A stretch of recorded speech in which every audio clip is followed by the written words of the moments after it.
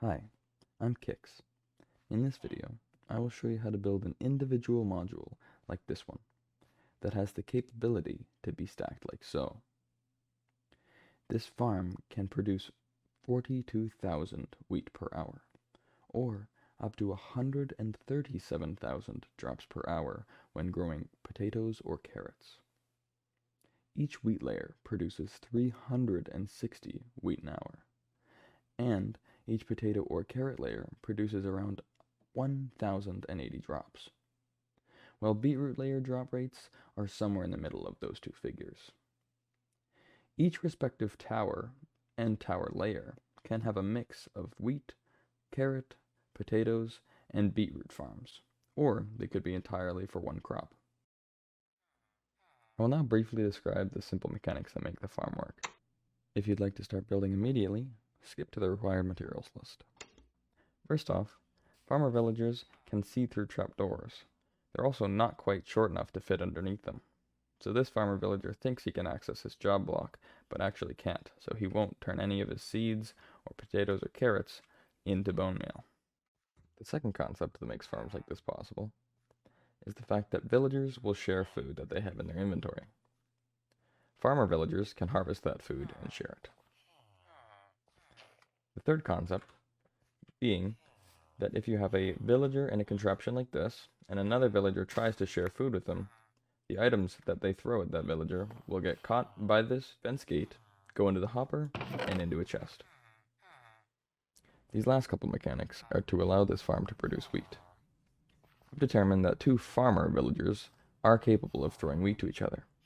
However, they are also capable of producing bread and throwing that. To prevent that, we must fill up their inventory with, in this case, named beetroot, and then with the remaining slots put seeds and wheat. This is the required materials list. If you only plan on having 1 or 2 layers in your farm design, you will only require 1 hopper and 2 chests. From the middle column, you'll only need to choose 1 type of crop per module. If you would like to use less glass, make sure to have 80 other blocks and at the bare minimum 8 glass blocks. I recommend you pause the video to collect the items. Alright, let's get to building. But the first thing to note is that it's handy to be near a village, or somewhere that you have access to villagers, as it will take 1 villager per module and 1 extra villager per layer. If possible, find somewhere that's flat, otherwise you'll have to clear out an area.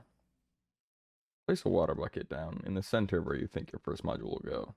Water flows 7 blocks and will be the same size as what your module will eventually be. Pick up your water source and place it at the same level as the grass. This will be the center of your module eventually. Walk over 8 blocks, and on the 8th block, place a fence gate, and then go to the center and place fence gates on all sides of that. That will be where the central villager will stand. Mine down 2 in this cross formation, and then place another fence gate in the open position. Mine down 1 more under that fence gate, and place a hopper facing downward under that. Hold Shift to place a block above the fence gate. Then go ahead and mine out a block as you see on the screen underneath all 4 sides. Place a water source in where we just mined out on all 4 sides. This will make it where if you throw an item from any of the potential 4 modules, it will fall into the central hopper there. Let's work on the border of the module now. Come over to the fence gate and build up 2 on either side. And we'll go 7 diagonally from that. And then 2 to the left, and then another 7 diagonally. And then 2 to the left again, and then another 7 diagonally. Another 2 to the left, and then 6 diagonally should finish us off. Wonderful. Just to double check, it should be 7 blocks from the water source to the 3 wide walls in all directions. Go ahead and add a second layer to all of those walls we've just placed down. For those of you using 8 pieces of glass, place your glass where the yellow glass is shown on screen. Come over to the center where the central villager will stand and put 3 high pillars in each of the corners. Once you're done with that, let's go back over into our little compound here, and we'll place a block down and a composter over top of the water source. And above that, we'll place some kind of temporary block. And we'll put trapdoors all around the temporary block. And then we'll break the temporary block. Go around and we'll place around all the water sources that we'll need for the actual farm itself. We'll get one in the middle of this three wide section here. Get one in the middle of this 3 wide section over here. And the same on this side. Now there's only 2 more we really need to do. And it's going to be underneath the block diagonally from that piece of glass. And the same on the other side.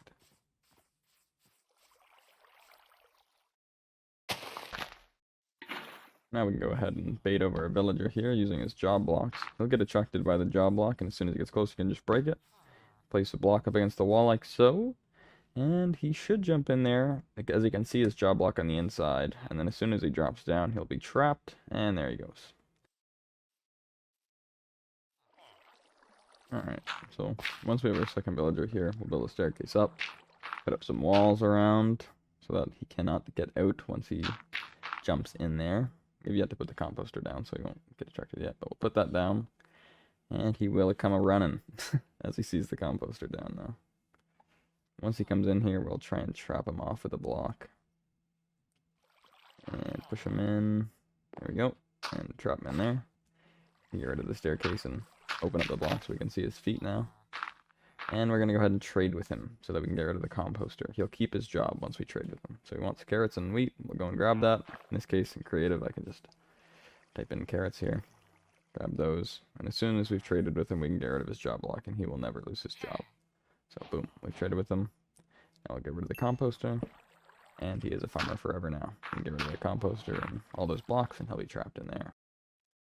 Now we're going to go ahead and create something I like to call village item filters, which prevents them from picking up pretty much anything that we don't want them to. So we're going to go ahead and here and take 14 pieces of bread or beetroot. We're going to split them off into 6 groups of 2 and then 2 spare guys.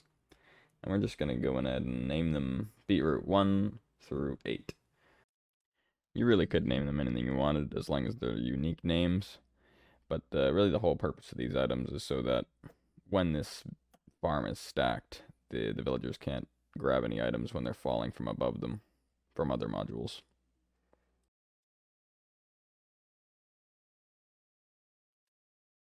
Just before we give these guys any of the item filters that we've just made for them, we want to come in here and just hoe up all the dirt. Every single piece of dirt in this guy's little farmland we would like to hoe up. Any hoe better than iron will have enough durability to farm this entire area. Or till the entire area, rather. Once you have this land filled up, you're going to come in here and you're going to plant whatever seed or type of crop you like, whether that be potato or wheat seeds, and you'll need 140 to properly fill up this whole area. So fill up this whole area, and then we'll go on to actually giving this guy his item filter.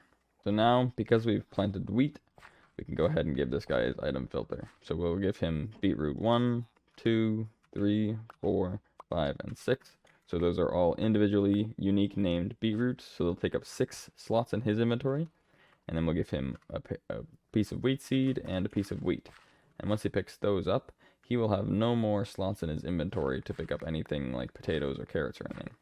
And if you wanted this to be a potato farm or a carrot farm, then you would do the same thing, plant all your potatoes or your carrots or whatever. And then instead of giving him only beetroot 1 through 6, you would give him beetroot 1 through 7, and then either a carrot or a potato. But because there's wheat and seeds for a wheat and seed farm, obviously, we need him to pick up 2 different items, so you'd only give him to 6 instead of 7. And then for this guy over here, you'll make your way out of this guy's pen. That area is done. We'll want to just put a block up here, and this guy will get beetroot 1 through 8, and that'll completely block out his inventory, and he'll never be able to pick up any items ever again, unless they're named beetroot 1 through 8, which shouldn't happen as long as you're only giving one item named beetroot 1 through 8 to any of these other guys.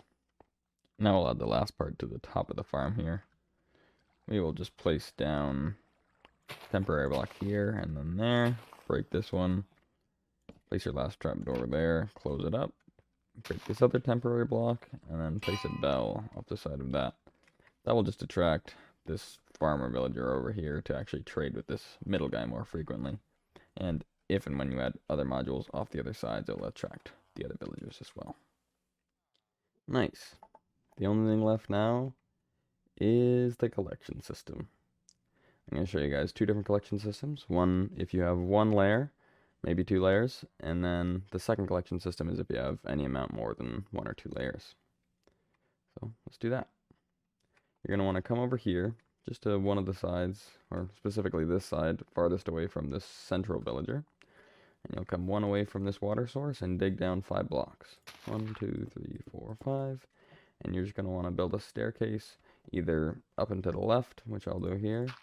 Just back up to the surface so you can get up and down. There we go. And then you're going to want to dig toward the central villager until you see, and the way you'll know when you're underneath him is there will be a hopper that we placed earlier in the video that will appear above us right here. Wonderful.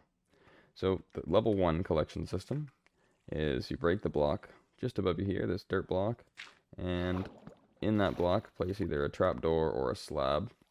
I'll use a trapdoor for this one, and then we're going to come over here and place a couple of chests underneath the hopper, and any items that get thrown into that hopper will just come straight into this chest. Alrighty, so for the level 2 design, stuff that can handle more than 1 or 2 layers, we are going to come to the same location and break the hopper this time, and you'll get the hopper back. So break that, and then from the hopper location, I'm going to mine 1 forward, 1 to the left, 5 to the right. 1, 2, 3, 4, 5. Wonderful. And then you're going to count 1, 2, 3 backwards. And then you're going to go 1 to the left and 1, 2, 3, 4, 5 this direction as well. And then mine out all those. Make a big room to encompass all the directions that we've just mined. Wonderful. Now you should have this big, nice, open room to work with. From there, we're going to come over to the right of this room, leave a 1 block gap, and start placing double chests until we leave a 1 block gap on this side. Wonderful. And then we'll come to the back of the chest and place hoppers going into all of them. And we want to fill in the back of this area here, as we don't need to go there anymore, and we need it to be have a back wall. Wonderful. Fill up that area. And then we're going to place glass blocks along the back side of these chests. And then we are going to place a water bucket down just below where the hopper used to be, so above this hopper, this last one, and place another glass block just in front of it there. So now any items that drop down will fall into this water stream and get pushed along and sucked up into any available hopper and distribute the items into these chests here. So now you should have a module that looks like this one. And when this guy eventually gets enough wheat and the time of day is right, he will come over and trade with this guy, and his items will fall down into this water stream, fall into this secondary water stream over top of these hoppers and into the chests. Just some final notes that you'll need if you go to stack this farm is that the actual level that you'll be building the next farm at will be just above here, so just there. And your water bucket obviously will have to go in the center here. And because of the way we built the bottom design, the water will not flow around everywhere. It's being contained by the other trapdoors. So that's handy. And then another thing that is a good thing to note is that if you have glass pillars in 1, 2, 3, 4 of these locations, so the locations being from these central 4 pillars I will use as references, you can go 1, 2, 3, and then on the 4th one, and then 1, 2, 3, and then on the 4th one. These 2 pillars, if you bring them all the way to the top of your farm, however tall that gets, as well as these 2 pillars on this side, which is just 1, 2, and then on the 3rd, and then 1, 2, and then on the 3rd on this side as well. So if you have those 4 pillars that are glass in your base, every other block could theoretically be opaque or like not transparent, and your farm would still have enough light in it to grow everything. Also make sure that the very top of your farm has light coming through the center hole as well, and then you won't need to add any lights to your farm. Just the last thing that's noteworthy here is that when you do eventually build multiple layers, if it's a multi-crop farm, it slightly speeds up the collection system. If you are to, instead of have a wheat layer and then another wheat layer and then another wheat layer, it is slightly more efficient to have a wheat, potato, carrot, beetroot than it would be to just have a homogeneous farm, specifically because the guys below these other farms have the potential to catch some of their drops. So if this guy on this second layer was a wheat farmer as well, and he were to drop 33 wheat down this hole, he does have the potential to catch some of that wheat if this second layer is also wheat farm. So if you do have a multi-story, multi-type of crop farm, then it's good to alternate them. So wheat, potato, carrot, and then if this one was a carrot farm, then the one above it could be potato, and the one above that wheat, and it would just make the collection system more efficient. So just something to keep in mind. Welcome to the end of the video. If you found this video helpful, please consider subscribing and giving it a like. And if you have any questions, I'll try my best to answer all the comments. If you have any feedback or suggestions, let me know. Thanks for your time, and enjoy the rest of your day.